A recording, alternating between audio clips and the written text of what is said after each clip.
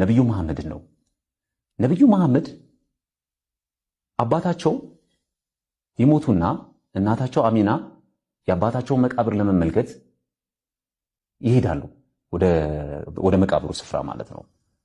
እዛ ሲሄዱ አብረዋቸው ማንን ያስከትላሉ? ያኔ ነብዩ መሐመድ የ6 ዓመት ጨቅላ ነበሩ። አብረዋቸው ማን ያሉት? ኢትዮጵያዊቷ ሞግዚታቸው ኡሙ ሃይመን ናቸው። እሳቸውን አስከትለው ነው ይዘው የሚሄዱት። ልብ በል እንግዲህ። ከዛ የእሳቸውን መቃብር የባለቤታቸውን የነብዩ መሐመድን አባት መቃብር አይተው ሲመለሱ በመካና በመዲና መሃል ባለች አንዲት መንደር ላይ ይታመሙና ይሞታሉ። ሲሞቱ ማን ነው ነብዩ መሐመድን የተረከበው? እኚህ ኢትዮጵያዊ እናት ኡሙ ሃይመን ናቸው። ነብዩ መሐመድ እንደው በጣም በብዙ ቦታዎች ላይ ምን ብለው ነው የሚገልጿቸው?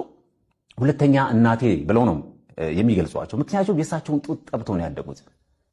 ለኔ ይሄ ኮኢንሲደንስ አይደለም።